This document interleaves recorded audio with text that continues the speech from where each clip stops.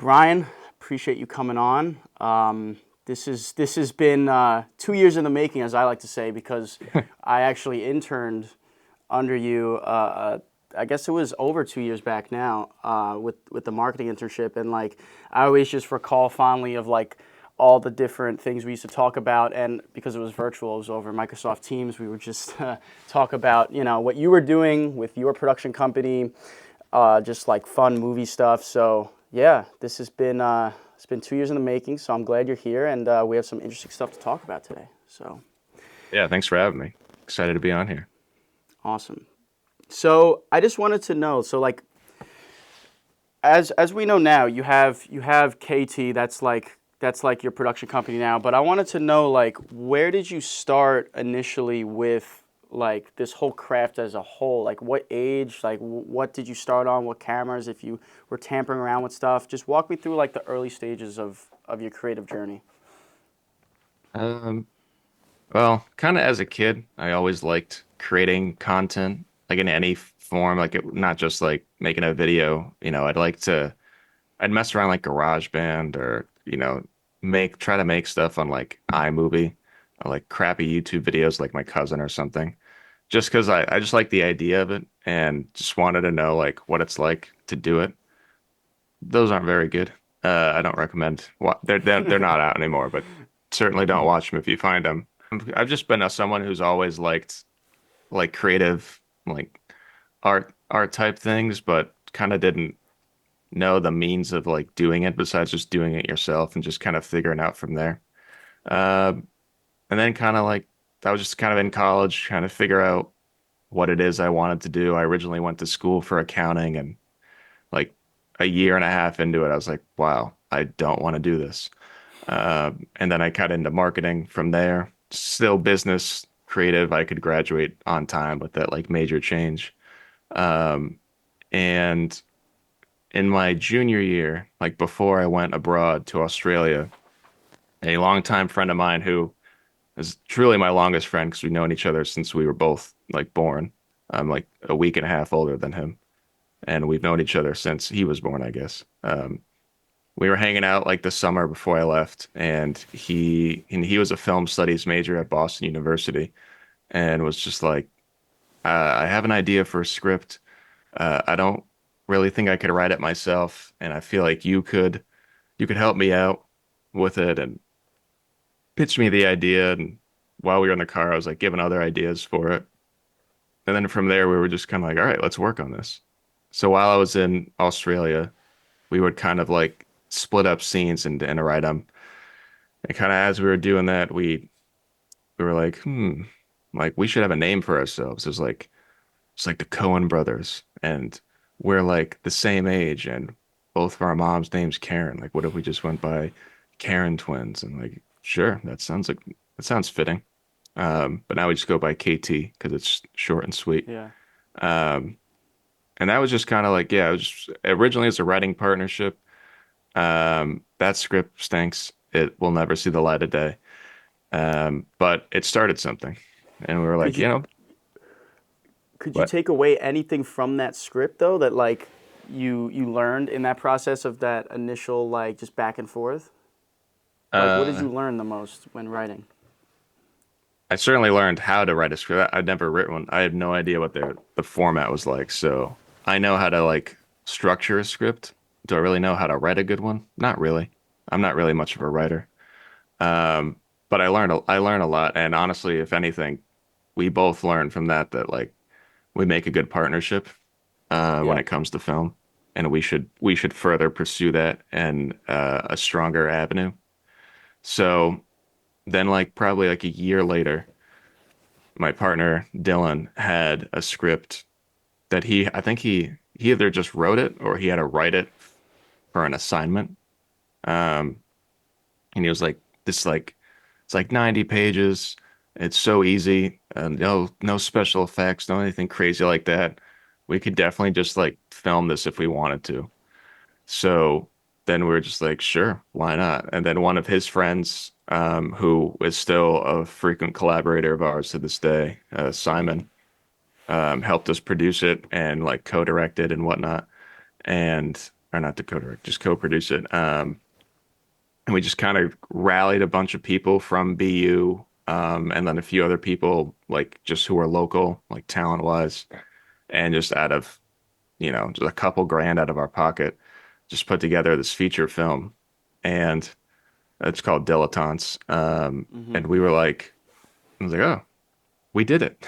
And there were so many other people. Yeah, I was in bit, I was a recent graduate of college at this point. So like, and everyone around me was, business. So me making a feature film kind of went over people's head.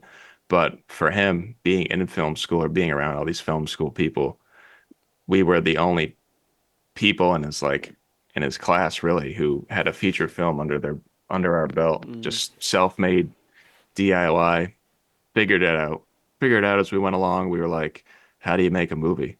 And both of Mm-hmm. us were like, I don't know how to make a movie. And it's like, I guess we could just figure it out by making a movie. And Yeah. that's kind of like literally every day we like learn something new. Um, Mm-hmm. I wouldn't recommend doing that now. Like in terms of like if you do it, you do it once to get the experience and figure out the proper ways, like the starting point on how to properly make a movie, and then you just grow from there. Well, I feel like Um, there's also so much information out there now as opposed to before, do you think? Like about the right, so to speak, way or like the methodology behind like actual like filmmaking. Do you think like there's a difference now, like where you kind of you still need to do it, obviously, to get your experience, and I've experienced that too with whether it's like just like a simple like small short that I do, but that on site will always you'll always take away more than the screen on like a YouTube video. You know what I mean? yeah, being hands-on is the best way to learn anything related to film. Absolutely. Um, but yeah, at the time, that was like 2018. And it's weird to say because how much film has just generally evolved since, the 20th century up to now. But a lot of means to make a film DIY, it felt like it was almost there in terms of like resources, like available, like inexpensive resources. Like Premiere Pro, for example. A lot of what Premiere Pro can do now was not available back then, or if it was in the most tedious and like poorly designed way. And now it's like incredible and such a time saver. I remember I don't think you could log at sync multiple footage at the same time in Premiere Pro back then, so I had to like manually do it myself, and that was awful. Jesus.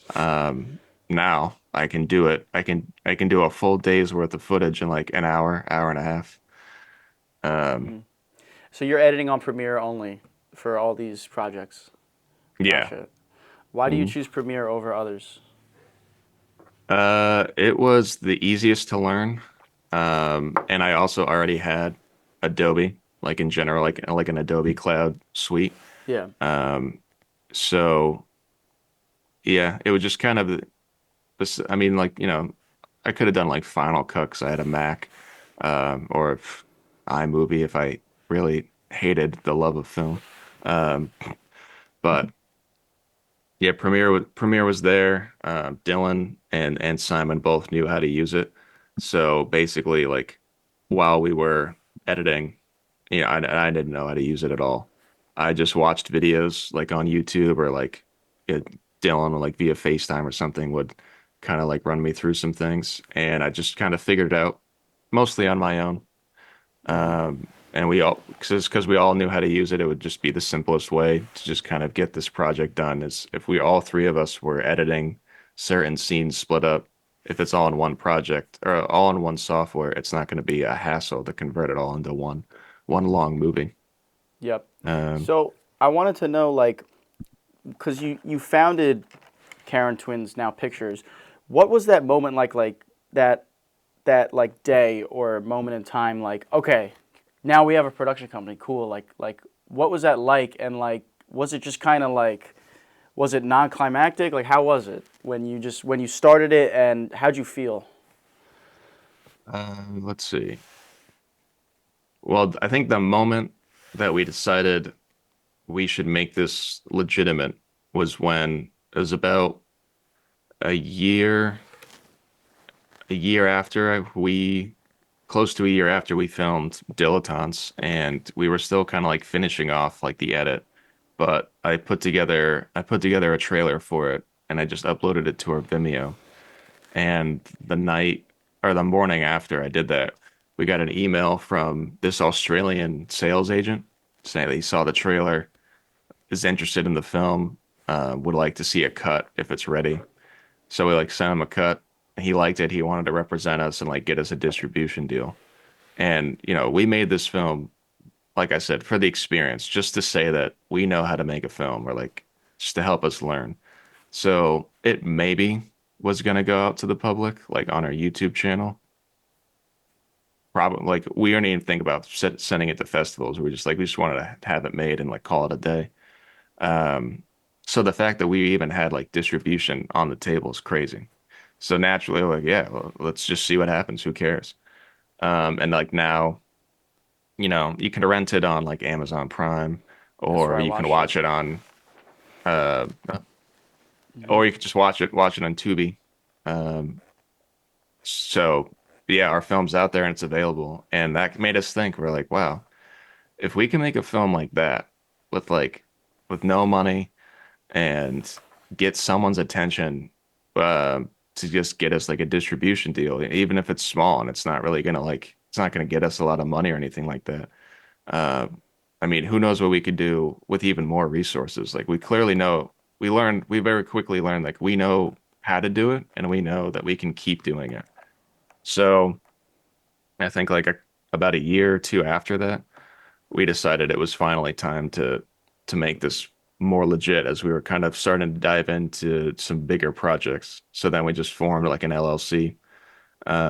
And now KT Pictures is a legitimate production company. So like I know like on the website, you're the co-founder and producer. So like I wanted to know like has your sort of role changed over time with KT? Has it shifted, morphed? Has it gone different places? Like are you doing things now that you weren't doing before?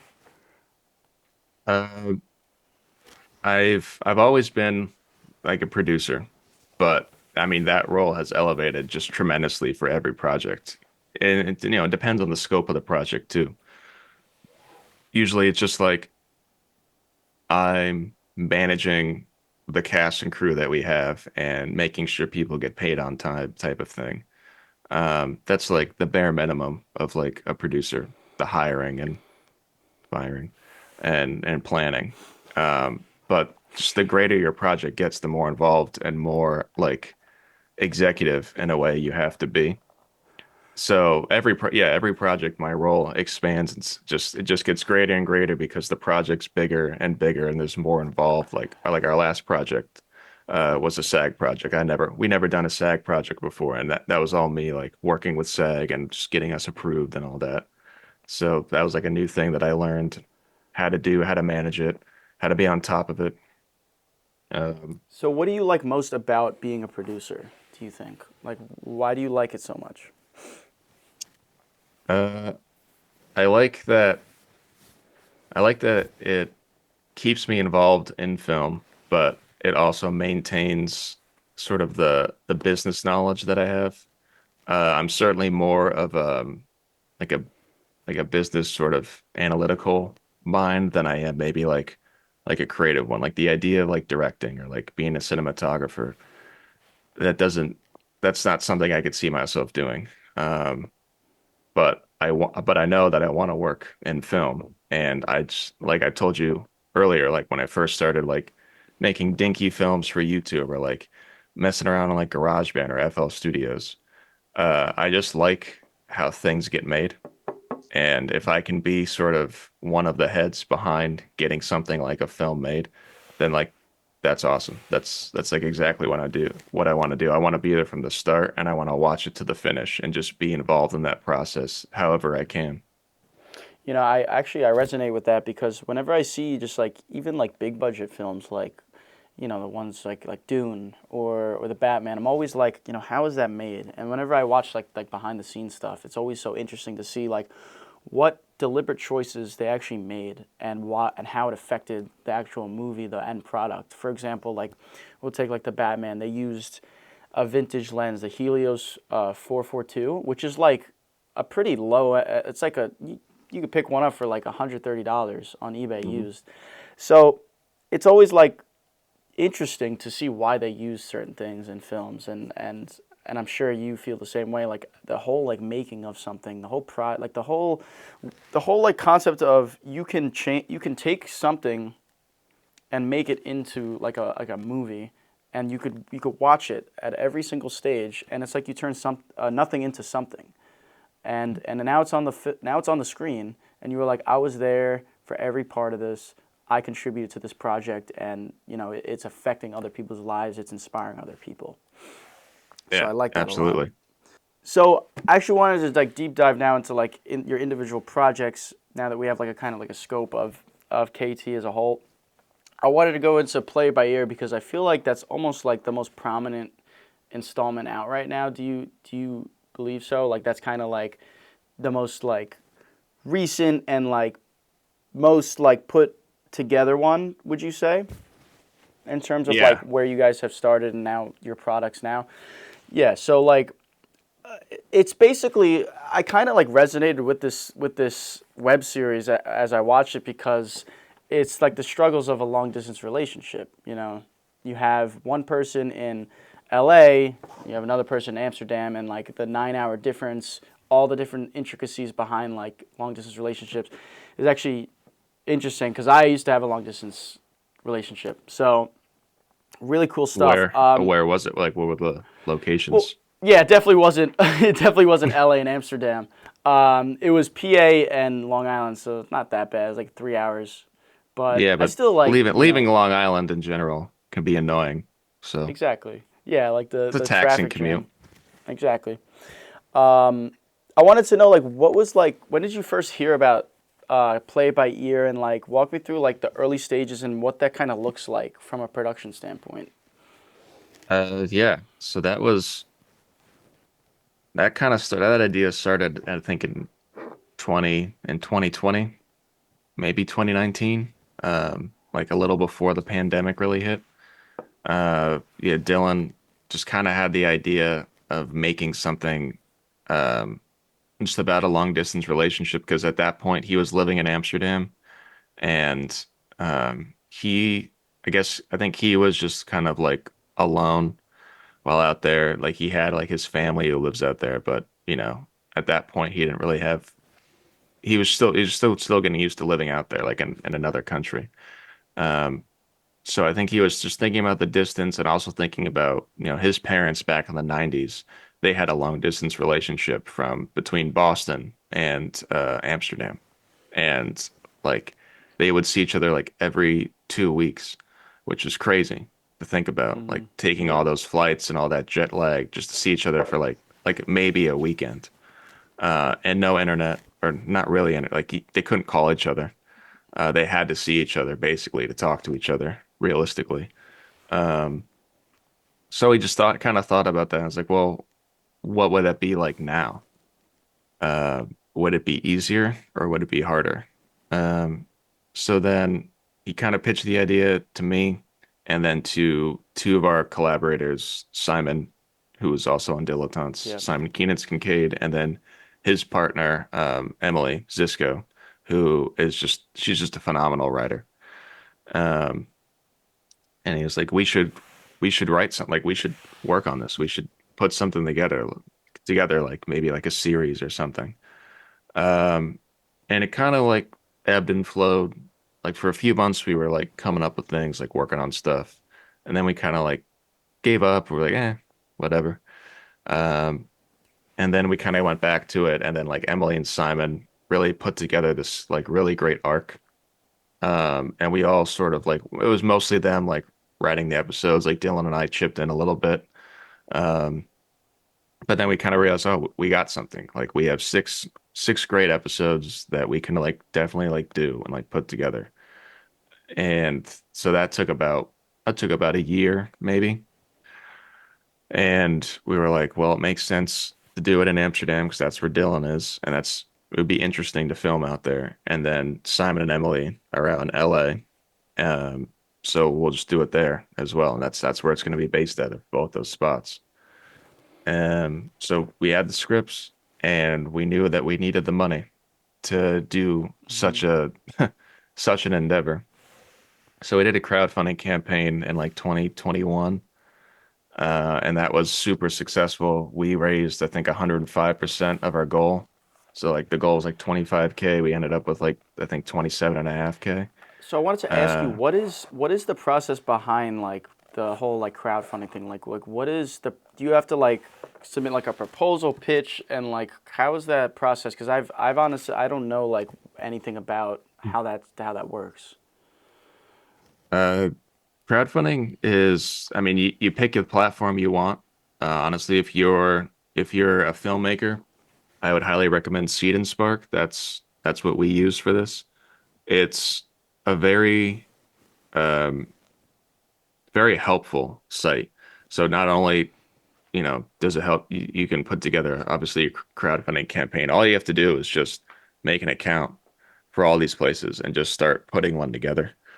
But Seed and Spark sort of has to approve it.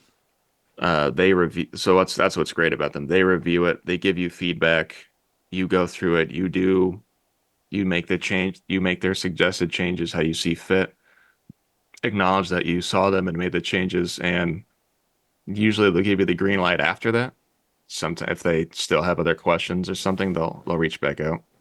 So that's very helpful because they always want to make sure anything that gets launched is successful, which is also good because they also have their own sort of like team or like it's like a board or something that looks at a lot of the live projects. And if they really like them or like are ones like going like really well, they might even help fund it, which is awesome. It's random, like you're not going to know ahead of time. It's pretty random, but they do a lot. It's just a platform that was made because it wants everyone to be successful and wants everyone to be able to tell their story. And that's why I really like it and really recommend it to everybody. They also have like good educational resources to help you like build out the right campaign, as opposed to like Indiegogo, Kickstarter, not even like GoFundMe. That's not really for film. GoFundMe is for like personal stuff.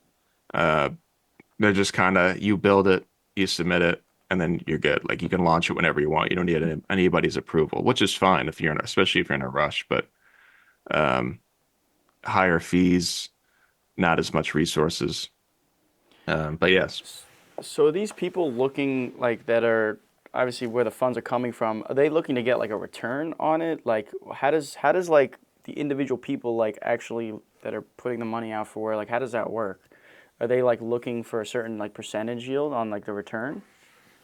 no, for crowdfunding, no, that's very much so like your friends, your family, Okay. or if you have an established fan base, your fans, they basically get to help you make it. Like they put in like 25 bucks, 100 bucks, whatever, to help you make the project that you want to make. It's more of a it's a very it's kind of like community building in a way because it goes from rather than having your own money and like an investor, it's just like it's a large group of people who they're now part of the project because they put money in. Yeah. They're the reason that you're going to be able to make it because of what they've contributed. So it makes for a more personal experience.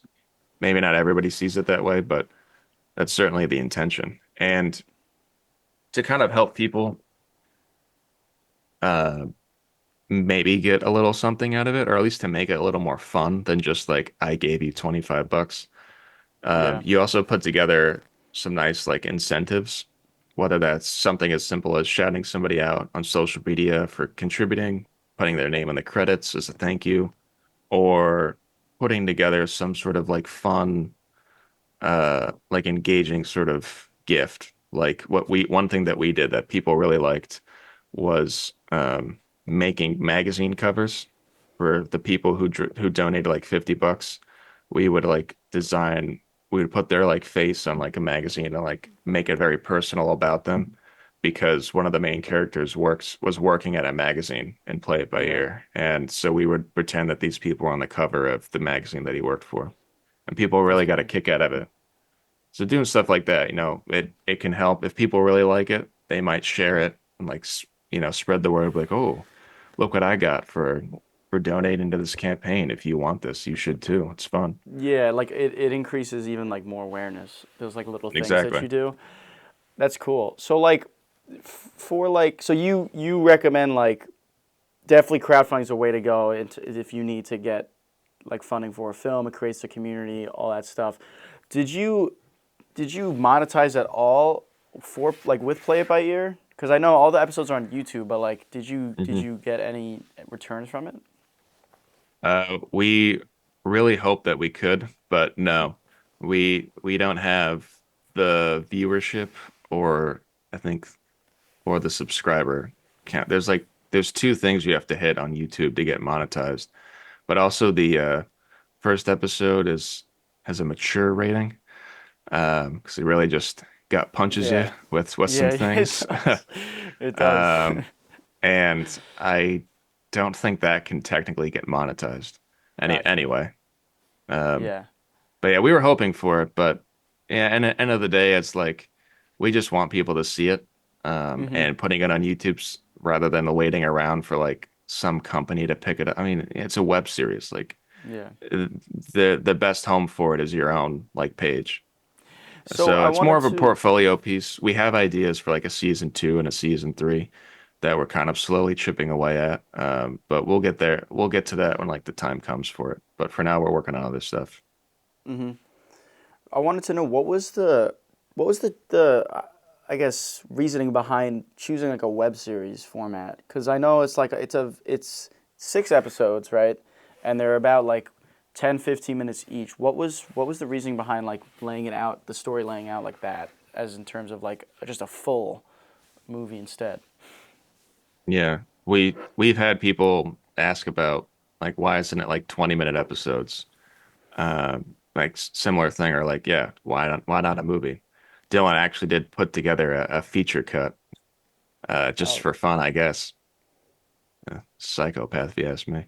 Um, but it, we kind of went back and forth on it, but basically our idea was if we want to make this within the budget that we have and make it as intro like as high quality as we want it to be um and make it very digestible, then having it between 10 to 15-minute episodes is probably the best way to do it. It's long enough for people to get engaged with the story, and it's short enough for people won't feel like they're in a way doing us a favor by watching it. As you know, like yeah, you send someone like a 2 hour film you made and like, oh, I hope you like my film that I made. And I'm like, 2 hour? I'm not gonna watch this guy's yeah, two. yeah, I don't even know what I don't even know he's a filmmaker.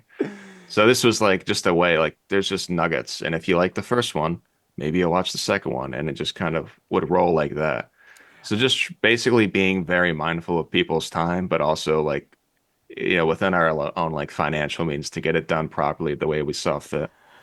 I think also like that the 10-minute kind of like run times are good for YouTube because I also see like myself clicking on like that kind of range of duration videos, not anything longer, just because, you know, I guess as a whole, our attention spans on social media have Yeah. diminished at rapiding rates. But yeah, I mean, I wanted to know what was also the difference between like because you edited this project. What was the difference between like editing the episodes and also just as like the genre as a whole? Like, what was the difference between this versus other projects that you've done? Well, this project, even to this day, is still the most involved I've been, I think, in editing. I do really like doing editing. I like picture editing. Um, but yeah, like I was there from, you know, assembly cut to like the final product with yeah, with the exception of like VFX. Obviously, I didn't do that stuff, but um, yeah, it felt very intimidating and like daunting because you're just staring at a blank a canvas and you're like, I hope what I do matches what the directors had in mind, which is still Simon and Emily. And so I was working very directly with them and doing like virtual editing sessions over Zoom to try and like nail down a lot of things. Because there's a lot of stuff that we filmed that was very, I think, ambitious. Um, and it just needed to really be right. Like especially like episode 5, like the whole thing is just basically a Zoom call like argument, Yeah. and you got to make sure that that's cut well and interesting. And that took a very long time. I like purposefully delayed working on it. Like I focused on the other episodes I had to work on because I was like, I don't even know where to begin. Yeah.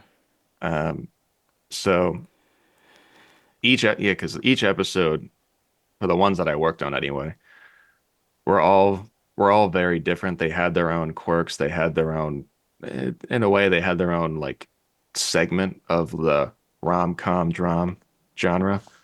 Like episode 1's a bit more funny. Episode 4 is a bit more rom-commy, like a rommy. And episode 5 is like way more drama. So I kind of dipped my toes in each genre and Hmm. got to really enjoy that. Did you have a say, or was there even like a deliberate choice on the aspect ratio used for this project?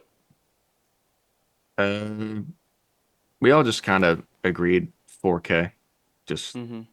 straight up. Yeah. And also because it's on YouTube, our original intention was, like I said, like maybe a distribution deal somewhere on like Hulu or something. Then that felt very ambitious. And we were like, well, if we want to just put it on YouTube, you only need it to be like 1080p or like 4K. So we're filming in 4K, so let's just keep it at 4K. Yeah. Because I know some people they like to do like the letterbox look with the bars and stuff like that, but I think also for Yeah. like web series on YouTube though, like I feel like it kind of fits the vibe to fill the whole screen because it is like Yeah, a web exactly. series, it's on your computer. Um, did you have a lot of creative freedom with like the way you wanted to edit things? Was there a sort of like outline you were following? How was that like editing? Yeah, I definitely had creative freedom for sure. Um, I mean, yeah, I had the script to follow. Um, if there was anything in particular that we were all looking for, I try to match that as best as I could.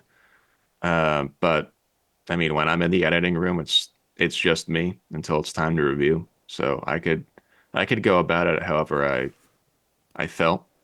I think there's a lot of things, especially in I'd probably say like especially in episode 4, because that was the one I think I enjoyed the most editing. Uh, where a lot of the choices that were left in there were decisions that I made from the jump that maybe not everybody originally came to that episode with that in mind, but it just worked well. Um, and I guess episode 1 too, especially the beginning. But still Yeah. quite an experience, quite an experience editing that, editing your producing partner doing that. Yeah. Yeah. I mean, it's a lot to handle. How many like editing rounds were there for to get to the Oh final God. cut? I mean, Dylan and I wanted to be done with our post process within like 6 months of filming, but we were in post for the better part of like a year and a half. It's a lot of Wow. back and forth. Yeah. We didn't finish. So the first 3 episodes released in like May of 2023. Uh, and episodes 4, 5, and 6 were maybe 70% done picture wise by then. So we really had to like crush through for another month or two, like finishing those last 3 episodes. Like I very much went to the last possible second to get it all done. So how was that process like with Dylan? Did you guys like meet up like weekly and just like collaborate as much as you can to get the cut? Like was it just countless hours of just editing, editing, editing? Like what was that like just kind of like inching towards the final product? Yeah, well, he did 3 episodes, I did 3 episodes, so it's really a matter of us individually meeting with Simon and Emily, because when you're editing, you're really working with like the directors. Um, they more or less have like the final say in the edit, Yeah, along with you. I mean, if you're if you're an editor, you got to make sure that you have your creative input too, and not just be like a yes man, or else like yeah. it's not you're not going to go anywhere. Uh, Do you think the project like so kind of falls apart if you're not like kind of sticking yeah, in your own like yeah. if you don't have the creativity to kind of just like take an idea somewhere, like do what you think's best for the picture, um, then you're just kind of the guy who can stitch things together for people, and you want to be more than that. Editing's a very undervalued job, and you want to make sure that you make your stamp on it on any project you Yeah. touch. But yeah, so Dylan and I didn't really work together. We had our own episodes and worked on them ourselves, and we'd give each other a little feedback every so often when we saw a cut. But yeah, it's really just working with Simon and Emily, and then just like it pretty much I worked my day job, and then from like not 9 or 10 p.m. to like 3 a.m. I was like editing an episode, and I just kept So doing that until it was done. what when did so the first episode released when? What was the date of the first episode releasing? I want to say it was May 21st. Sounds right. May 21st, 2023. So, oh, 2023. For some Yeah. reason, I thought it was 2022. I don't know why. Because I know we talked about it a lot Oh wait, maybe you're during. right. I Because get I think so. Oh wait, yeah yes. yeah because Well, you not, sent not, I think the episode to me. but you're definitely right. Sorry, I get so tripped up. Hold on. No, I mean you were editing day in day out. I'm sure you wouldn't forget the release No, day. 2023 sounds right. It's 2023. Yeah, 2023. 2023. Okay. Yep. For some reason, I thought it was 2022. So then during But I mean, we were working on it in 2022. We wrapped filming March of 2022. Gotcha. So then during, I guess, my 10 years internship, you were just day in, day out, sleepless nights, just working on this thing till it was done. I had no idea the amount of strain you were going through getting this Yeah. done. Oh yeah. Cool. I mean, so you obviously edited, but I wanted to know if you had like, because you were also there on site with the crew. I wanted to know like what were you kind of contributing to the on-set experience of the whole project? Um, pretty much. I mean, as a producer, I was just kind of managing it. You know, like I said, like most of my job was like pre. It's the fun thing about being a producer is you do a lot of work pre-production, organizing everything, setting things up, contracts in order, permits if you need them, locations, et cetera, et cetera, et cetera. And it's so exhausting and stressful. And then like you feel like you're not done until you step foot on set and you can breathe a little bit because Yeah. for the most part, everything is technically out of your hands in terms of like, when we're rolling. Well, I'm not behind the camera, so I don't need to be involved in that part, but you're still there managing to make sure everything is still going smoothly. We're going according to schedule. We're within our budget. Any sort of problems or fire drills, like, step in and take care of them type of thing. But Hmm. it's a bit more relaxing. Um, than like pre-production, at least from as a producer. But it's still a lot of work, and you're not done when you step on set. So it's kind of Yeah. like a combination of still overseeing everything and making sure everything's going to plan and everyone is feeling good, um, and having a good time. Uh, I like to keep things light and fun on set, I see make that on make the make little people tidbits. laugh and make people laugh and whatnot, and just keep spirits high because especially in indie film, and especially for a project like Play It by Ear, and even our last film, our current feature film, Bleeding, that we're in the middle of, you know, the schedules were tight and they needed to be tight for our own sake and for like our budget. So you kind of sometimes you got to say goodbye to some shots or some scenes because you just don't have the time for them anymore, or like people are getting stressed out because you're kind of putting them through the ringer in certain days. And I'm Yeah. I'm one of the bosses, so I just got to make sure that people are still feeling all right and can and get through it. And if anyone's got concerns, that their concerns are voiced, like everyone's heard, and Hmm. uh, and whatnot. So for location scouting, what was there any like location in particular that was difficult to like kind of like book, I guess, for shooting? Uh, yeah, there was a few. I wasn't as involved in location scouting on this one, mostly Hmm. because um, in LA, Simon and Emily could have handled that, and then our other producer, Virginia, she was based in LA, so she could have helped out with that too. When you're local, it's obviously easier. And same with Amsterdam. Dylan was there, and honestly, I think every location we filmed in Amsterdam was owned by like some friend of his, or he was like a Yeah. customer at this place type of thing, and he formed a relationship with at least someone who worked there. Um, so that made things easy. But there was a few. There was trying to think. There was one where like something really went like awry where we had to like very quickly pivot and find like a new location. I can't remember what happened though. It was like things were good and then all of a sudden they like changed their mind or something like that Hmm. or being testy. And then we were just like, all right, I guess on to something else. Yeah, I Uh, feel like there's almost like a sense of unexpectedness when you get to the location. Like you don't know. Obviously, you do your best to make sure that the location is the location. The location is the location you booked, and everything is supposed to go as a location permits. Like as in what you're capable of shooting there, what the environment's like. But then something could potentially go wrong, and then you have to kind of like be like, oh shit. So like, is there almost like always you always have in the back of your head like a plan B in mind for certain things in case this thing goes wrong? uh, I've certainly started to think of plan Bs more often. Back then, no, I did not. Yeah, Nobody did because we were so focused on like a checklist, like all right, that's taken care of. Let's let's keep it moving.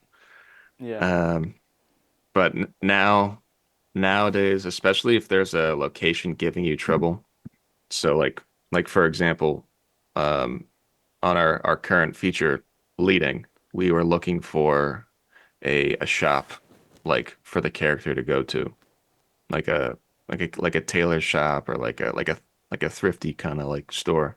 We mm-hmm, found one, things were in agreement, signed the agreement, whatever. And the guy was just being kind of odd, always kind of gave us like a vibe that he's like he was doing us a favor. I mean, which yeah, obviously is true, but like he was very making it known that he wasn't into this idea, but was not saying no to it for some reason. yeah, And then one day he just like literally like a week or two before filming, he just like called Dylan and was like really weird about it again. He's like, "Yeah, I don't want you guys to do this actually." And then we had to pivot and like find something else. And the place we found was fantastic. It all worked out. The guy was super into it and really passionate and like appreciative that we wanted to film at his shop, like of all places. So it all worked out. But yeah, you really gotta. It's good to have other ideas. But the store where the guy like canceled from us was such a unique store that yeah, we had to change in the script and in our mind like what the new store is going to be because we're not going to find another one like that in the area that we were in. yeah, And then we just found like the second best option in terms of like what's similar enough for what we had mm-hmm. written, what we envisioned.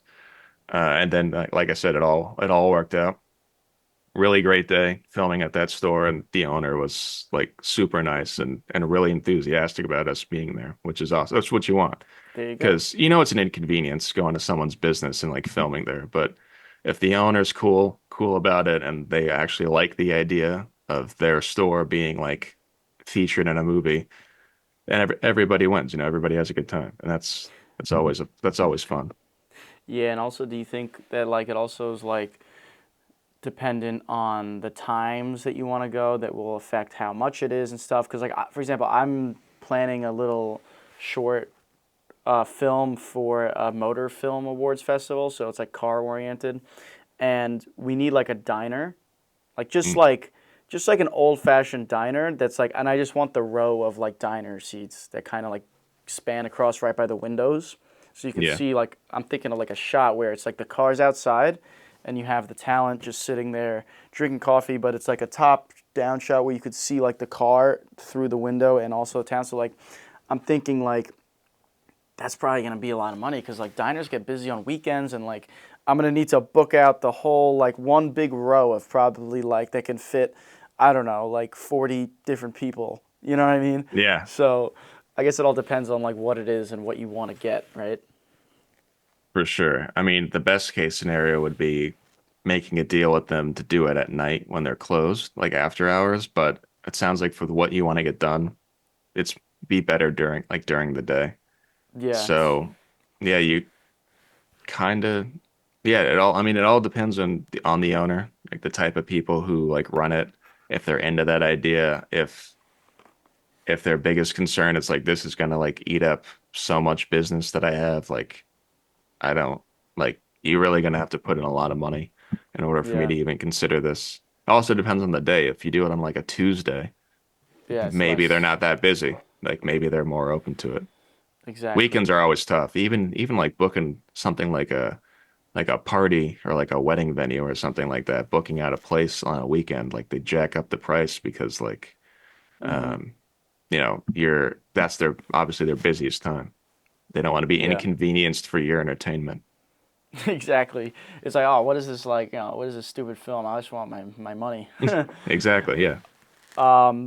So back to editing. I know that there were some episodes there where they were left on like a cliffhanger. For example, like Hmm. episode 4, you kind of didn't know what Mila was feeling at the end. I believe it was like I have a note here, and it was basically like I wanted to know like what was the editing choice behind like leaving off the audience wondering for both episode 4 and also 6 because the ending is like also a cliffhanger where it's like you don't know what you're kind of just like it's her expression and then it ends.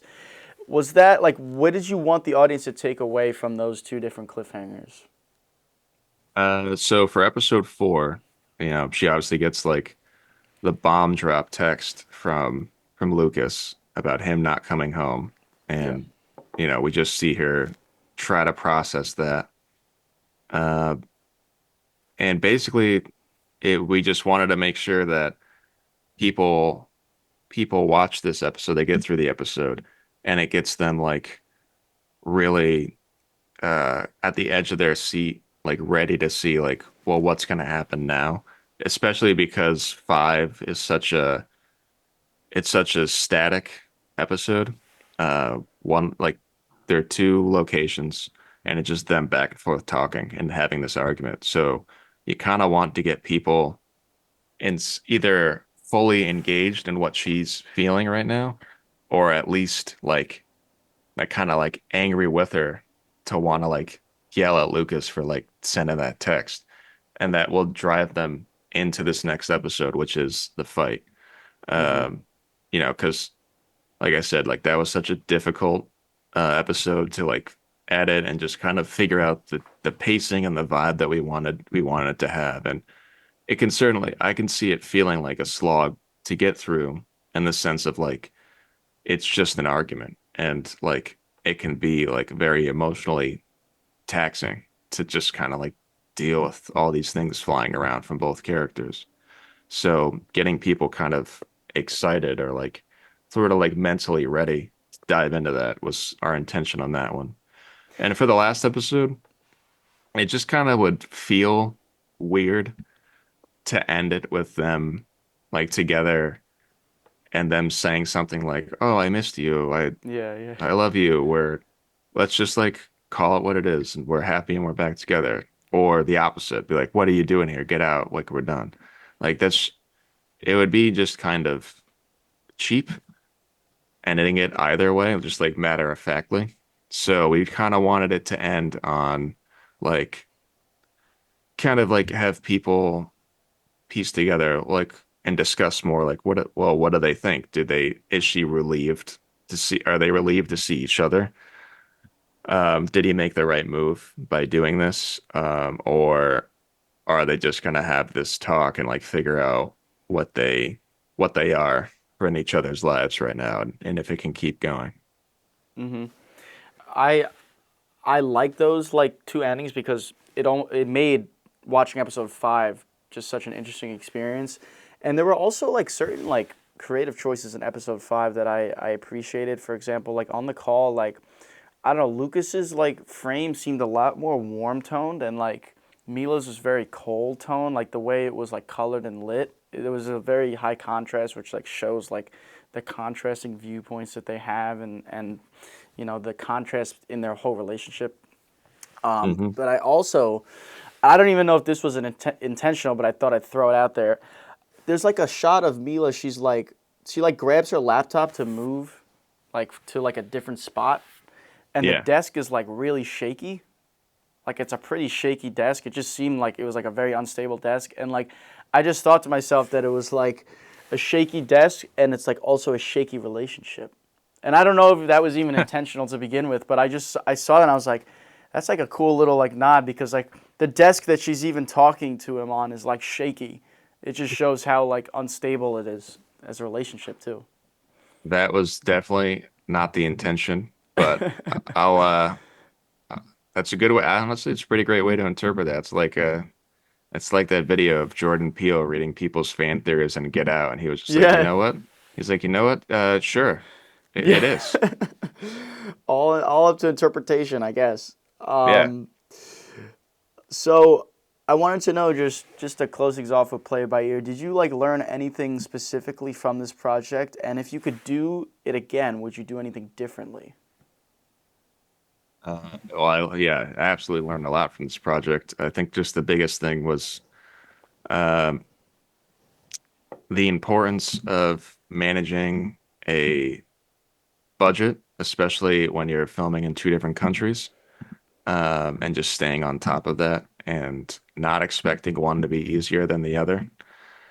And um, I mean, and I learned a lot about editing. Nothing I Mm-hmm. could really specifically say, but like I said, that was like the most involved I've been in editing, besides like one other short film that I made. Um, Yeah. so I learned a lot about editing and elevated my confidence more as just a general editor, both like creatively speaking and just like um, the general skill of doing it.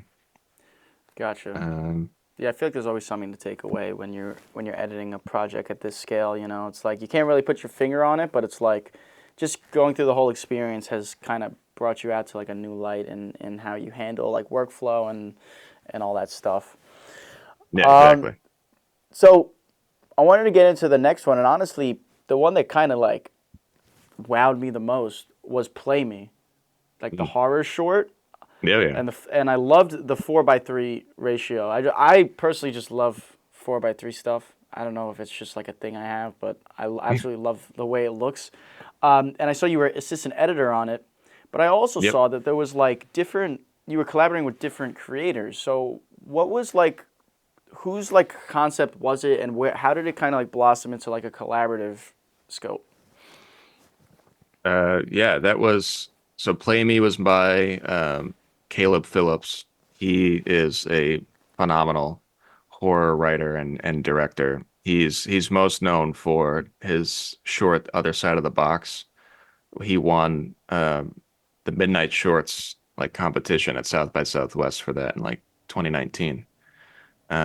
And he's an awesome guy. We we reached out to him like probably like a year or two after that short came out. We just kind of stumbled upon it. I was like, whoa, this is sick. We got to talk to this guy. Yeah. And he just happened to be like looking to make his next project. And we just started kind of building a friendship with him and a relationship. We met him out in LA like while we were filming Play It by Ear, like officially, like in person. And we just were kind of with him from the jump with that skit. Or sorry, that short. He'd like send us the script and be like, "What do you think?" We'd give him some feedback. And then he was looking to get it made out in LA, and we offered like some crew members that we worked with on Play It by Ear and helped him do it. And we offered to do his edit for free. Um, Mm-hmm. just kind of like an act of good faith and kind of strengthening our relationship with him. So Dylan mostly did the edit, and then I came in to help out with the final scene when she like gets out of the car and is like look and like with the Yeah. hammer like trying to like escape but like not look up and find the guy. Then she like stares at him. Yeah. Um, so I did a very basic, just general like edit of that just to kind of get the concepts down for him and help Caleb kind of visualize what it is he wants to edit that. So I was really only involved in that one scene, but it was the most important scene. Yeah. Like the ending of that short is kind of where it all comes together. But it's just very cool to be a part of that. And the short has done well on Alter, like the YouTube channel, the horror YouTube channel Yeah. that it's on, and people seem to really love it. A lot of people who have seen Other Side of the Box seem to like it either like as much as it, some even maybe a little more. Um, so felt very good and very happy to have been involved in that. And yeah, we're also working with him on his next project as well, which is a Nice. feature. We're very Nice. excited about that. I love that it was like such an interesting and captivating story and kind of had you on the edge of your seat the whole way through with such like a I guess simple concept from the standpoint of like budget and production because it was kind of like a Mhm. smaller end scale. It was just like you had the two people in a car at night. It's like what can you do? What concept can you bring to the table to make this like very minimalistic setup into something that's like actually like really captivating. So I always love when filmmakers are able to create like again something out of nothing, where it's just a small like concept and it has such a great story. And I think that even like emphasizes just the importance of a good story as a whole. Like you can shoot something, you could edit it, you could edit it and shoot it in the best light, but if it's not a good story, then no one's gonna watch it, right? Yeah, no, exactly. And that's what Caleb's really good at.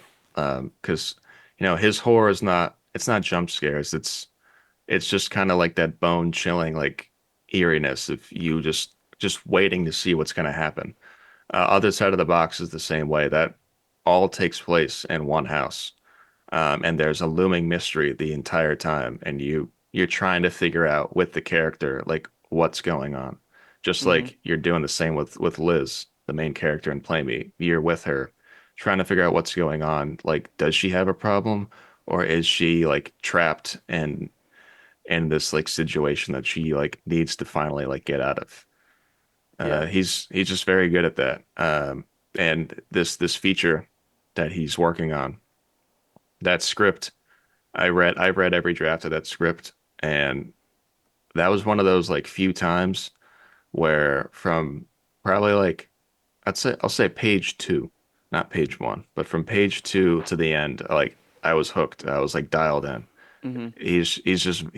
He's someone who he knows the genre that he wants to make, and he just knows how to do it. Uh, so I'm always excited to see what he's got next. So you're gonna have a bigger role on the next project in terms Uh, of. I think it'll be it's somewhat a little more involved. Like, we helped out a little bit with pre-production, but we're primarily going to be managing like the post-production, not necessarily doing the editing, but Hmm. like helping out with that and also like logging and syncing files for them and like kind of prepping everything for post and like handling deliveries and like hiring like people for posts.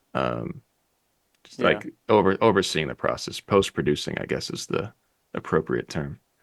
But more gotcha. certainly more involved than like Play Me. Like, Play Me, like I never went by the sex. It was in LA and I was here in Hmm. Massachusetts. But this one is filmed in Massachusetts, so I could have swung by. It was nearby my place. So when you look at like the creator of Play Me, like you're talking about this guy and how he's talented he is. What is like the path to like, because these people need to get recognition, right? You know, you're all Mhm. working towards something. So like, what is like the process behind even like getting to like a Hollywood status? Because like what I watched is like Hollywood worthy. Like Play Me was like that was like, you know what I mean? That could Yeah. be brought into a bigger scale on like a bigger screen, and like I could see audiences watching it. But like it's almost like, how does like one get that recognition? There's so many people doing the same thing. Have you had experience like seeing other people and like how they have kind of climbed the ranks and how you have as well? Um, a little bit, yeah. There's these producers that Dylan and I have virtually met. They're based out of Texas. We got they got recommended to us to reach out to from I think a friend of Dylan's mom who's also down in Texas. They're really cool guys. They're like I'd say they're a step above us in terms of their career as like producers. But they worked with this guy. I forget where he's from. He's in Europe. Um, and he made this short film called So Torn, which is very good, uh, really well made. It eventually got picked up by like Fox Searchlight, and then like we know that the Coen brothers like watched it, which is awesome. Like, what a thing to say about like a short film that you made. I think it was his first short film ever too, which is crazy. And then from there, they got like financing and whatnot to turn it into a feature, and that feature recently got into a festival. I know it got into South by Southwest, and I got into something else. But at the other one that I can't remember the name of, they got a distribution deal from there, and it's going out into Europe, I think in a couple months. But like, what a huge leap to go from like I'm just a guy with an idea and a short film to well, now I made the short film a feature, and I got distribution and all this recognition for it and whatnot. So So distribution's I've the way watched to that from go. afar. I mean, it's always the end. It's always the end Yeah. game. You want to make sure people can watch it, but you also want to make sure that you can get some return on it. Because there's always like that Hollywood buzzword, like Hollywood, Hollywood, Hollywood. But like, what does that even mean? You know what I mean? Like, is it like the studio that produces it? That's sort of like what Hollywood is. If it's like under one of those bigger studios that actually make the movie, and like, what is it like to actually get a movie? Like, I'm not sure if you actually know the details behind this, but like, how do you actually get a movie into like the box office and like into like a movie theater? Oh yeah. I mean, I don't know the full details, but Yeah. that requires like a like a Mm-hmm. distribution company. Like, A24, they're primarily a distribution company. Um, they're rather than like a production company. So like so many films that they have under their belt, like the most recent example I can think of, probably because it's like one of the few where like I know its backstory, is that film from was it last year? Talk to Me. Have you seen that? Yeah. With the medium's hand. That was made by these guys with, like a YouTube channel. They did a little horror stuff, but they were most like I think Yeah. prank Yeah. videos or something. They made the film, and A24 just kind of saw it at a film festival or something, and they picked it up for distribution. So like they weren't a part of the film from the start. They just liked it and offered to do its distribution and marketing for it and all that stuff. So that's why A24 is why it got into theaters and why it did as well as it did. If A24 wasn't there to like pick it up, I mean, another company probably would. I mean, it's horror sells. Mm-hmm. But you know, that that's how it got in the box office. That's how it got, well known and made its great return and like profit and all that stuff. So at these festivals, is it kind of like everyone watches each like film that is submitted? Like how does like from the festivals that you entered into like festival? Yeah, so how is that Mhm. like the whole like attendance thing? Like how is it there? Like the experience? Do you like watch everyone's films there like as an audience? No, there's no time.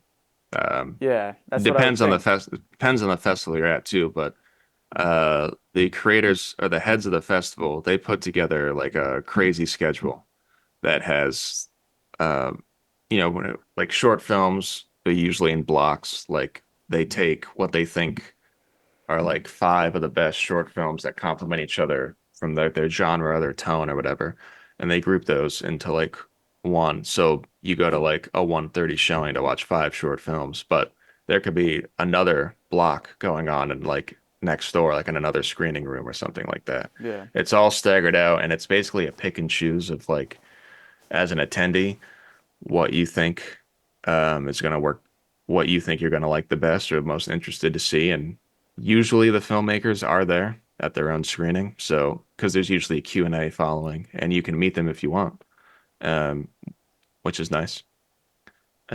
But and also depending on the festival, like the bigger ones, distributors go there, and that's where like a lot of films get picked up. I mean, there's also like things like the American film market, which is happening next week, um, where that's literally just like a trade show for like distributors promoting themselves, but also promoting to production companies like films that they have, like they're like representing and like they want deals for and stuff like that. It's a so many different avenues you can go Yeah. down, but those are the two biggest, like getting representation from a sales agent or a distributor or like hoping like one of them sees your film at one of the bigger festivals if you get in. Interesting. Interesting. I've always wondered like how that stuff works, and like you said, there's so many different ways that it can arise. Um, so I saw that there was something that you directed, Absent, Oh yeah. and it's a very creative piece. And I wanted to know what was the whole vision behind that film or that Yeah, short that piece, as you can call it. yeah, that film was fun. That was the lore behind it's funny. The so one of my best friends, he's in med school right now. At the time he was finishing up his general like med school education at UConn. And every at the end of every semester, or end of every year, they do like their version of like the Gong Show, which if you don't know what that is, it's just like it was like a late night television like talent show thing where people would like sing or like do some stupid talent or something, and if like nobody liked it, they hit a gong and they get off stage. So all students were encouraged to do something. It could be a film, it could be like singing, like some sort of skit, some whatever, anything real. But usually it's like related to the program because everyone's suffering through med school Yeah, together. yeah, So you make light of it.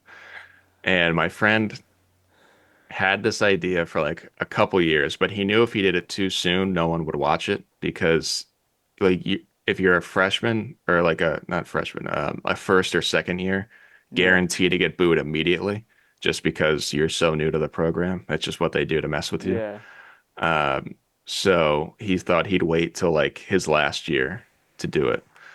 And he pitched me the idea because I'm like his only friend who does any sort of filmmaking. And he's like, when there was like one semester where I was in class, or like I kept skipping this class, and I thought I was technically attending the class because I would do these like online assessments called IRAT. I would do them and then I'd leave class. But apparently that didn't count as attendance, and I kept missing them, and I kept getting emails from my professor, and every email got progressively worse and worse. It would be like, "Hey, Steve, yeah, you missed class today. Just want to see what's going on." Then it got to a point where it's like, all right, at this point, if you don't show up again, like you're gonna have to fail the program, and like you really got to show up. And Steve was ignoring all these emails and still doing what he was doing. yeah, And like then they finally clicked with him that like, oh, I guess what I was doing doesn't count as attendance, and I should probably start showing up to my class. So he pitched me the idea of like centering it around that experience and like making it in like a dark room and just like the students like hearing hearing the emails be read to them. And then I don't even remember it. Like I truly don't remember how else he pitched it other than that. And I was like, I mean, this sounds really stupid, but I'll do it for you. Like, Yeah. we'll pick a day and we'll film it. Yeah. So like literally it was like a day. We probably filmed for like 5 hours just in this like random dark classroom in What did you Yukon. film it with? Oh, my phone. Your phone. Gotcha. Yeah.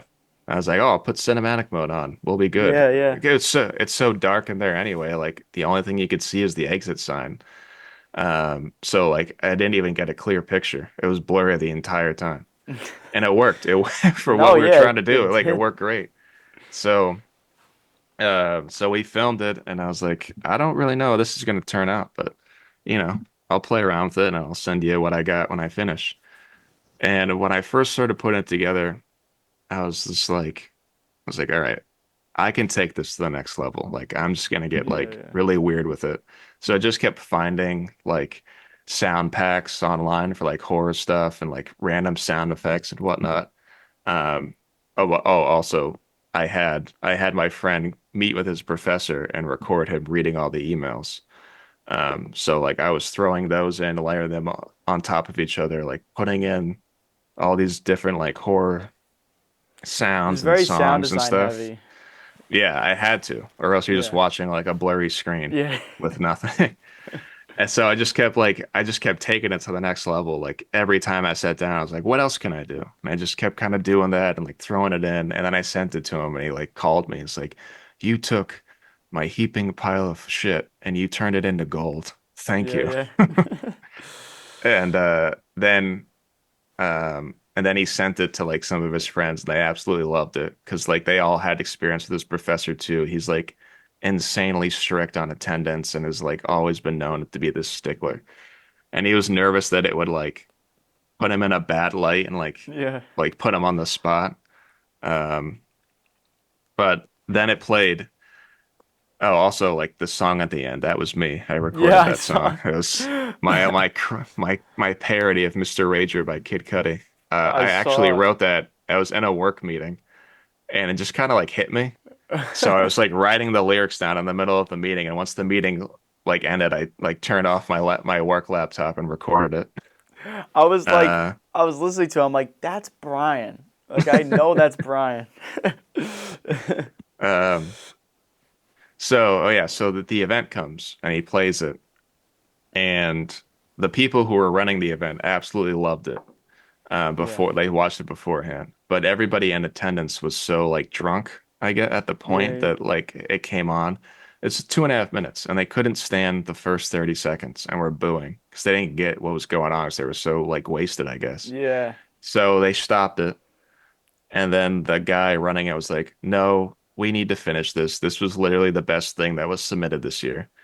So then they play it and everybody liked it and like cheered Yeah. for it and got a kick out of it. But Steve like called me afterward and said what happened. And that made me so mad because of like all the effort I put in. I was like, all right, Yeah. I'll show them what sucks. So then I had Yeah. all these discount codes from like a bunch of like film festivals I get emailed about. So I just kept submitting them to like all these film festivals. And we got into like by the end of like a year, I did it for like a year. By the end of the year, we got into I think 20 and I Wow. won 5 awards for it. Wow. That's A lot of the insane. festivals are like, they're like online Yeah. festivals. They're not that legit, but still, like getting awards for it's cool Yeah, you got and some. getting recognition. Exactly. I said to Steve, I was like, now you can tell people you're not only going to be a doctor, but you're an international filmmaker, an Exactly. award-winning filmmaker. There you go. Courtesy of Brian Reilly.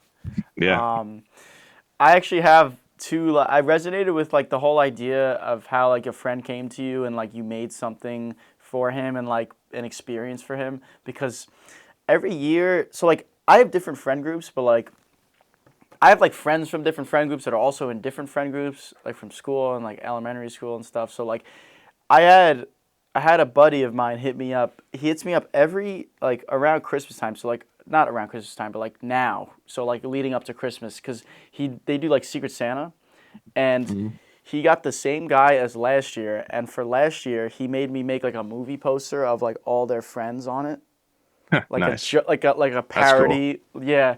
So now like he's like, dude, I got him again. Like he needs to make something else, and I'm like, bro, I know so much more now about like design. Like I could literally like make this into like a official ass like poster. Like it can look like so like legit because like the other one was like it was, it was whatever. But now I like actually know about Photoshop and like I'm making it and having so much fun because like you said, like when you get back to it, you're like, what can I do like to spice it up? And I'm Mhm. like, every time I look back at it, I'm adding new things to like make it more legit, whether it's like branding or like the actor like things on the top of Oh their yeah, names, yeah. the paragraph of like the credits underneath the title, Hmm. all like the logos for like the production things on the bottom. So like, yeah, I always love that. And then also, me and my friend go on like spring break usually together, and every year I make a video on it.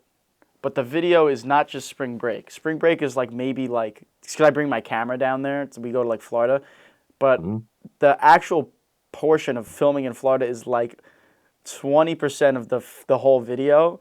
I made a 2 hour like film like with Oh, lore and wow. stuff about the vacation, but like it just made no sense, but it was also like so cool because we made like a story out of it, and She like like narrated or anything? so I used AI like text to voice or whatever, like because Oh yeah. it's getting really good now, and you can like voice sample people. So like I put like Alec Baldwin in there, like speaking, and like he's like part of the story somehow, and like it just keeps getting bigger and bigger every year. So like for next year, now it's gonna be probably like 5 hours because I'm working on it now, and it's gonna be in like this completely like ridiculous, like doesn't have to be this big, but it's such a fun experience because I can once I'm done with it, I can click it and like my friend gets to watch that, and like it's a freaking like saga of just like 5 hours of like, and he has no idea what it's gonna be, and I'm just there like this, and like I'm like crossing my fingers like this guy's gonna love this thing. Oh, So that's awesome. That's so sick. But I love honestly, I feel like the making best things that people make is when there's like no rules. Like exactly, Absent had no rules. I could do whatever the hell I wanted. It was for this like joke night. And you're making this like epic spring break documentary because yeah, there's no, it's just whatever you feel like in the moment. It's exactly, like the first film that's on our site is just this short film that like Dylan and Simon made while they were in Australia. They made it for $100, and it's so low key, it's so low quality, and it's just like it's just funny. And like yeah, it was for like a school assignment technically, but like they just had fun with it. When you just have fun yeah, with it, like it's crazy what you can come up with. You can make and I something so epic just because you're having a fun time making it. exactly, and you have to have it, I think, as a creator, that Yeah. like one project on the side that like you can just ball out and do whatever you want with it. Like for like I'd never be able to get Alec Baldwin to freaking narrate my movie or even have like the rights to like or like characters like the Grinch is in it. Like I would never be able to like gain like that I gotta IP. watch this. Yeah. No, it's the other one. So the first one was called Escape to Florida. It was a 30-minute video. Then the last year's 2024, so like technically this year's because we went. It was return to Florida, but it's return and then two like Roman Yeah. numerals and then Florida, and it was 2 hours, and I made a whole like exposition because like now I'm interconnecting the storylines like from Escape to Florida to Return to Florida, and the next one is Portals to Florida, which is like All you're right. probably like what the hell, but You're just gonna it's insert portals yeah. in So there. well the thing is we like to go to Universal, Nice. and they're coming out with the new Epic Universe Park, coming out in 2025 in June. So, and the whole idea behind that park is like there's portals to each land that you go Okay. to. So like it's like now it's like portals to Florida, and it's gonna be Uh-huh. like this whole lore about the portals and stuff. So I don't mean to go on a tangent, but like I just love doing that stuff because it's just like just fun. You're just making fun, you know. Yeah, absolutely. So this leads me to, no pun intended, this leads me to leading the next film that you have going on that you're producing. And I love the premise of it because it's just like it's this old movie actor that has dementia, but he can still remember like his old Hollywood roles. And and there's a cool dynamic between like the caretakers and like and them like, you know, obviously they have to take care of him, and they're entertaining sort of like his like delusions of him being in the character, and like it just sets the stage for just a great narrative. So I wanted to Yeah. know, like, again, like with other projects, what was like the early stages of it? Where are you now with it, and what do you have planned? Yeah, this movie feels like a fever dream sometimes because we literally we it hasn't even been a full year since we've like started working on this, and we already have it like shot and like almost picture locked. Uh, Back in like December, uh, Dylan has always had this idea of filming like some movie at some point in this house in Guilford, Connecticut that his like parents have. Really nice house, beautiful place, like right on the Long Island Sound. And he caught wind that they were planning on selling it soon. So then he like borderline panic wrote a script. Um, and it was this because he had this idea in his head for a while, like exploring the idea of dementia and having it through like a film star, a former film star. And he wrote like the bear idea, and it was really good. Like I told him, I was like, wow, this could be the best thing you've written. Which isn't saying much. I'm just kidding. Um, and then he hired Simon again, like our frequent collaborator and friend, to help him like iron it out. And then basically it was like a 50-50, maybe even like a little more Simon than Dylan eventually. Just because he just kind of gave him the reins to take things to the next level. But the two of them worked on the script, and we basically had a finished version by like February, I'd say. 80, 85 pages, 83 pages, something like that, ready to go. And then we started pre-production for it. We got another producer on, Sam Valletta, who she was Kat in Dilettantes, but since Dilettantes, Hmm. she has made quite a name for herself as both an actor and a producer, um, in the Boston area. So we really wanted her involved in this, and as well as like a lot of the crew that she has come to know and like work with a lot. So yeah, it was a very rushed project. Originally on our mind, we're like, oh, we can make this for like 15K, super cheap, just like get the right guy to play Robert, like the main character, and then we'll be good. And then it kind of got into, well, maybe the script is a little more than deserving than a 15K budget and some like thrown together crap. So then we started sending it out to like some bigger named actors, and a lot of them would get back and be like, "Oh, they're interested." And I was like, "Whoa, I didn't think we'd make it this far." Hmm. And eventually, we were working things out with a pretty well-known actor. We were like right there to having him, but from the jump, when we met with him, or when Dylan and Simon met with him, he was basically like, "I shouldn't be in this, and here's why. And if you make these changes, maybe that'll change some things." So they made some changes to the script, for him to make it more like him. And we were like maybe a month. I think we were a month away from when we planned to shoot, and we made the schedule around his schedule. Um, and then he just dropped out, like literally in the middle of negotiating with Wow. this agent. They're like, "Yeah, he's good." And it was pretty much for that. Like he didn't think he'd do the role right, which is fair.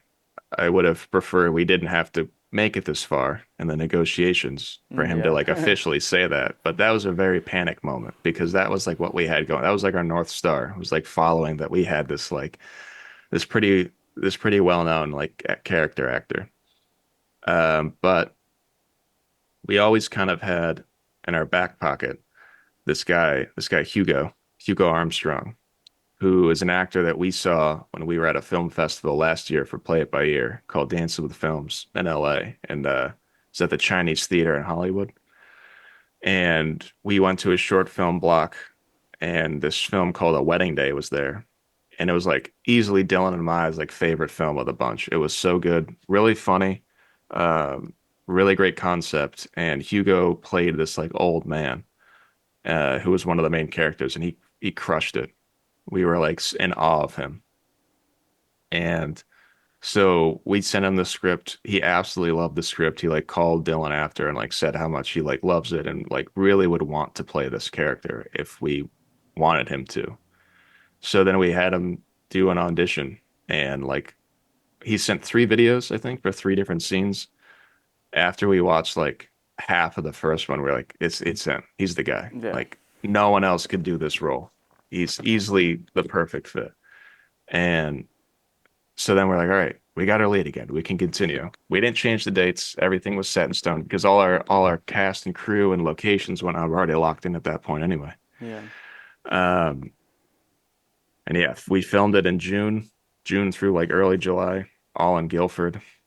We did one day at this studio in Shrewsbury, Mass. To film old movies. We made like we wrote scenes for like Robert, the main character's like old movies, and we filmed them. Like old like 60s movies or whatever, which was fun. But yeah, so filmed it in 15 days, which was insane. Jeez. Had the script written, good to go in like 3 months. Did pre-production for like 3, 4 months and filmed it in 15 days. And a couple months later, we're almost picture locked. So this That's was, crazy. I should be bald with all the stress of S- speed running this s- film. Yeah, so what was that like? I mean, you said 15 days you guys did it. Was it 15 consecutive days or was it 15 days spread out across like how long? Yeah, it was, sorry, 16 actually. The studio day is a separate day. Yeah, we did three weeks, 5 days on, 2 days off. So it was like Gotcha. Saturdays through Wednesdays. And these were all locations around Connecticut Yeah, area-ish. 90% of it's filmed in the house, like in this one house that's supposed to be where like Robert lives. Mm-hmm. And then we filmed at this tailor shop in New Haven. We filmed at like the Guilford Green like park and did some shooting days like along like a lot of the main roads in Guilford. Um, Did you have and to then get like the permits for that studio day. stuff? Like the parks? Only for like the driving. We had because it was like the major road in Guilford. We had to like get a permit with the Connecticut Film Office and work with the Guilford Police. Like kind of like just pay them a Uh-huh. fee for like their services to like block off the road and let us film. What type of shot was it for like the car? Because I do car videography, so I was wondering like Mm. what type of shot were you guys trying to get with it? Like where was the camera? The camera was in a car ahead of it. And just kind of like film. Oh, so he's We like had a we were gonna do a Russian arm, but the people who we were getting that from, I don't know, they canceled. It was annoying. They just yeah. canceled on us for some reason. So we had to pivot and get a U-Haul pickup truck and strap everyone down in the back of that pickup truck. And our like DP was just like in the bed, just filming head on Was it or to any the side. stabilizer or was it just like a monopod? Like how did he have the camera? Yeah, he was on a tripod Tripod? Gotcha. So that and was with just like that like people holding him. yeah. That was with that like fancy like black car, right? That like Yeah, the vintage black Porsche. yeah. And I think it was Yeah. like a 1957 Porsche Speedster, I think is Yeah. I the mean, the official car title. videographer in me is just like always wants to learn that what car it is, how'd you guys film it, all that Yeah, stuff. that was like one of the few days I wasn't on set. I was bummed. I don't think I would have been there anyway. Like I might not have like gone on the road Hmm. with them just for the sake of like people, like the amount of people Was necessary. it like a windy road type thing, or like how was the road? Was it just kind of like what was the vibe you were Uh trying to get with it? yeah, we kind of felt we had a pretty good amount of footage. A lot of it was just like thin roads, like kind of along the water. And I think it really was just one road. Like it's just one really long, like main road. Hmm. I think it's like the road to get into Guilford, which is why Yeah. they had to block it off and like we had to get this permit because people very much so use it. But just I think it was like 6 hours just like on the road, filming it from different angles and like different parts of the road and just kind of like telling them what to Yeah. do and whatnot. Cause I have like the whole like system where you actually suction mount like an arm to the car. So it's like suction, then there's like joints and then a rail, and then from the rail it's like a quick release, and you lock in like an arm, like a stabilizer arm, and then from there you put the gimbal on, and then the Yeah. camera. So I'm like controlling everything from inside the car. But like, I guess for a shot like what you guys were trying to do would just be too like setup intensive for that. But like Well, for me, it's that like, is what we wanted to do, and then it just didn't work out. So then we had gotcha. to pivot and get really indie film with it. Yeah, the tripod on the truck bed.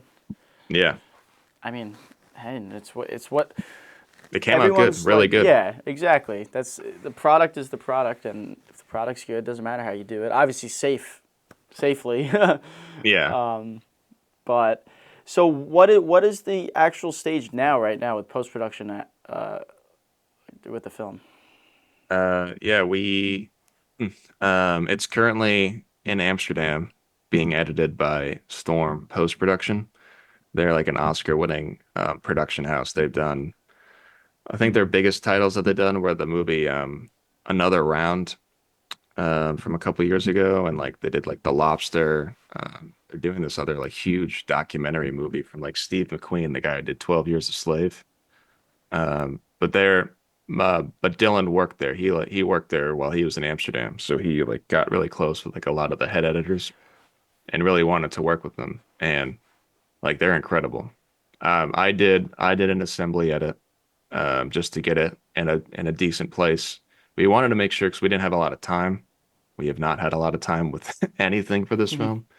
Um, that we could get it into a good enough place where by the time it gets to Storm, the guy's not sitting there scratching his head. Like he can take our general concept and just and take it above and beyond what we were thinking. And he did exactly that. He had like maybe I think 3 weeks and he absolutely crushed it and like changed things around so significantly and just cut out a lot of fat.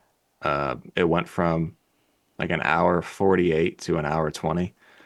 Wow. And it's so tight and it's really good. I think by the end of the weekend we'll probably be officially picture locked and then it'll go off Wow. to like VFX and color and sound and all that stuff. Hoping to get it done by the end of the year. So what makes a good editor that can like do the job that this editor has done on the film? Like, is it just being able to have a fast workflow and handle pressure? Like, what is it that you guys look for in an editor to handle something like this? I mean, certainly that, like the confidence to be able, in this case, with such a tight deadline, be able to turn it all around. But also one who can come in with fresh ideas. This guy had no attachment to this film whatsoever, but all of us did. So if I edited this thing, we would not be where it's at right now because there are so many things where we would just be stuck thinking of Yeah. like this isn't working, but I mean, we don't know what else to do. Like this is how we wrote it, this is how we want it to be. So having an outside perspective like that, and this guy's been an editor for like 12 years or something like that. Like he knows what he's doing. But he could take we would tell him this isn't working or like we need to try something new. And he would just kind of come at it with what he thought could work, or he would suggest some things. And it was absolutely ideas none of us would have thought about, or just rearranging the orders of a few scenes to make certain things land better. And just, yeah, he could just pick it apart and put it back together in a much stronger way than anyone else could. And again, it comes with the fact that he's obviously a very confident and competent editor because of how long he's been doing this and all the bigger projects he's even worked on. Hmm. And the fact that he's more than just a guy who can stitch things together. He comes at it with a new perspective and with ideas to make things work stronger. He's not a guy Gotcha. where if you tell him, I think we're done, if he doesn't think you're done, he'll probably tell you, I don't think we're done. which Yeah. is what we needed, and we really appreciated that he They could care do about that. the product. They like Yeah. really invest in it. Gotcha. Gotcha. So, I just want to ask you a few just like closing questions because I think we got a lot of coverage on like your individual projects, but I wanted to know just like sort of like to paint with a broad brush, what has been like the biggest like criticism piece, like constructive criticism piece that you've received that's kind of helped you out the most throughout your journey? Hmm. So it's a pretty kind of demanding, I guess, answer, but I feel like most of the criticism comes from like myself and like my partner. Just like, you know, he's way more than me, but when we're working on something new, he'll go back to what we made before and like dump all over it basically. Which I mean, you always want to make sure your next project's better than your last, for sure. And every time it's like leaps and bounds better. Like we just take things to like a much better level. Not necessarily story wise, but like, you know, the quality, the way it was organized, the well, yeah, I guess yeah. I mean, this story is by far the strongest and like tightest that we've had, like leading. But it's also the biggest in terms of scale and budget and and whatnot. But yeah, I just feel like it's always uh I think maybe I come back from projects with like a new perspective on things. Like if I made a mistake or like we made some sort of um like error, whether that's like in how we handled like the schedule or the budget or like how things were managed on set. You know, I think about those things and how to do it better, how to do it differently. Um, so yeah, I don't think we get criticism handed to us unless we're yeah. like actually doing something wrong, which I don't think we've ever inherently done something like atrociously wrong. We've just like made some mistakes, and if like we figure that out ourselves because we always learn from everything that we do. Um, but yeah, I think of how things went wrong or things got stressful when they didn't need to be, and why that was, and like what I can do to avoid that in the future. Um, and in terms of like criticism for our projects, I mean, it's just the better budget we have, the better we're gonna make the story Yeah. and like and the product for sure. I mean, we've always known that. We see things, then there are just some errors that can't be fixed. Or there is just some things we didn't have time for or didn't have like the money for. And like we know if we had it, it had this, had that, it would be better, it would be stronger. I like what you So said about when things were stressful when they didn't need to be. Because sometimes when I get on set, we'll say set, like obviously I'm not, producing like big, like movies or whatever, but like set as in I'm there with the talent. Maybe I have someone else helping me and we're getting stuff done. We have a shot list, whatever.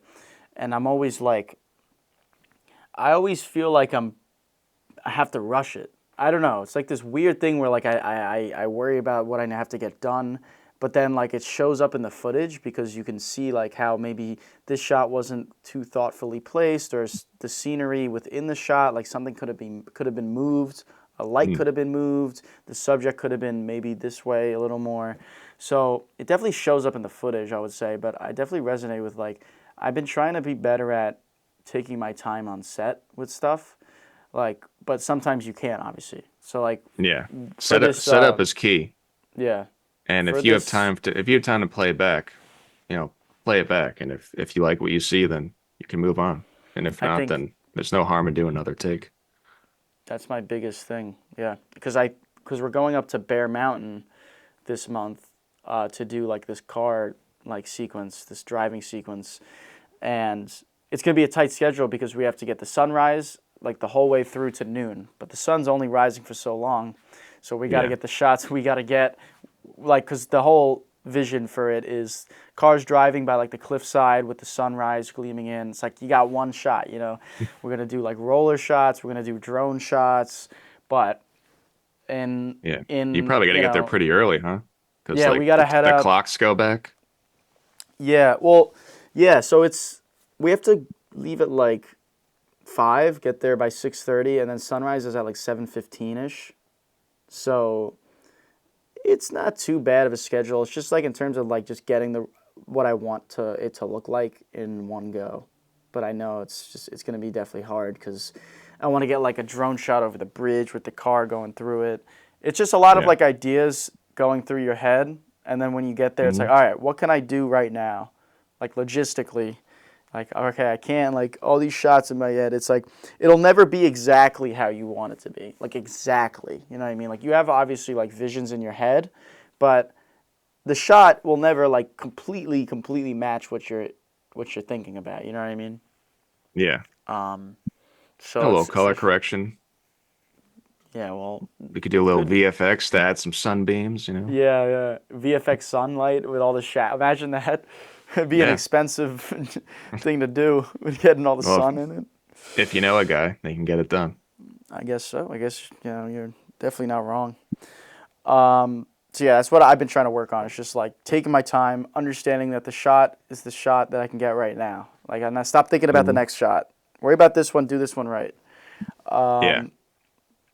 You definitely So have to live in the present when you're filming. yes, yeah, because then like And because we're let gonna let be let other people tell you that you're behind time. Like yeah, me. I'll tell you speed it up if it's yeah. I'm taking like too long. nah, I want to get this shot. But yeah, because the thing is, like we're only going up there one day. Like we're not gonna go there again. So we got to get it done. You know, because it's an Yeah. older car too.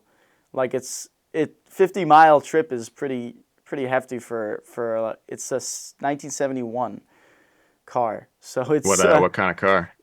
it's a Pantera. I don't know if you know familiar with it. It's a discontinued brand, Oh honestly, but yeah. Yeah. yeah, it's an orange one, and we want to get it with the fall foliage and stuff. It's like gonna be like That'd be awesome because sick. yeah, when you go early, there's not many people on those roads, and they're very windy roads. And like that's where I want to do. I don't want to do it on Long Island roads or just straight with traffic. Like, I want to get like the car going through things, and like there's also shots where it's like a hairpin, so it's like the road goes like this. So like Mhm. the camera could be whipping through the trees while the car is like going through them. So it's like all these different shots you can do. So I'm excited. Nice. Yeah, that's sick. I hope that goes well. Thank you. Where do you see KT Pictures going in the next 5 years? What are your Uh, plans? well, hopefully it's the only thing I'm doing Yeah. by then. But we've got, I mean, every year we do something big, and then it makes us think like next year is going to be the year. Like, oh, this stuff's going to like take off, and then it doesn't happen. Mostly because we've got too far ahead of ourselves. But I mean, having our own feature film and having Caleb's film coming out soon as well. Easily two of the biggest projects that we've ever done, and can only go up from there. Truly, we keep adding, keep doing what we're doing. I think both are in line to have some really good success, and as far as indie films go. Um, so all I can say is I hope they do good, and I hope they really get the ball rolling for us and just bring us to our next our next big project, whether that's our own IP or somebody else's. Always just looking forward to what's next and Mm-hmm. just kind of taking it like one step at a time. So that's what keeps you going, sort of like the prospect of like the next project being bigger, the next project being greater, all those different things. Yeah, Nice. I mean we meet new people, like new filmmakers, um, like all the time, and I think we've gotten to a place, and it's very internal right now because these two big projects they're not out yet. But I think we've gotten to a place where we feel good in our ability to produce projects um, in general and just like with people or for people um, to the point where I think we've been referred to, or at least we've been kept in mind for other people who have projects on the rise. And we want to keep that ball going. We want to get to a point where we can tell someone comes to us and we have to turn them down because we have so many other projects going on. Yeah. We're not there yet, but that would be a 5 year goal, I'd say, to be Gotcha. confidently at that point where like we have a lot going on for us. Hey, I mean, it all starts with the next step for the next, I guess, like in the staircase of where you want to go. It's all about those individual steps, like leading this project, next project. It's all these different parts that are moving. So cool, cool. Yeah. I think I definitely I've learned a lot just about production, like as a whole, and how it works today. Um, so yeah, I just wanted to leave off with where we can find you on social media and your production company. If you want to just say. Yeah. Um, yeah, you can check out our website, ktpictures.com. We're on YouTube, KT Pictures. We recently changed that name, so I feel like it might be hard to find. I think KT Pictures 95 is like our username. Um, Instagram, it's K Twins Production or no, K Twins Pictures. Um, and I'm on Instagram if you feel like following me. I don't have that much interesting on there, but I'm BRows95. It's You got probably some just me interesting reels sharing. you post. You got some cool stuff you post. Well, yeah, I do it for my own entertainment. Yeah, spice it up. Yeah. Cool. Well, Another example of no rules, just there you having go. fun. Yeah, exactly. Like my 5 hour Florida project. Yeah. Cool, man. Well, Brian, I appreciate you taking the time today. I think this has been a very insightful discussion, and like I said, 2 years in the making since we last convened at the internship. But yeah, I think it's only up from here with KT Pictures, and I've I've honestly been inspired from like the different things you have planned, and already like the insights that you provided on, projects like Play It by Ear. So like awesome stuff. I've definitely taken away a lot, and I hope the audience could have taken away a lot of things too. Well, I hope so. So I hope I can help somebody out. you definitely helped me out. So cool. Well, guys, this has been real. If you guys stayed this long, thank you. And I appreciate you guys watching the series, and stay tuned for the next one. Yeah, thanks so much, So, Tony. thank you. I always have trouble ending this. I'm like, where do I end it on? You know what I mean? I'm just like, Yeah. I usually just like casually just be like, I usually say like, I don't know how to end this, and then it just ends. You So, fade music in at the end till it yeah, takes over your audio, and then I'll you're fade done. in your Mr. Rager track over Yeah, there we go. it just fades out.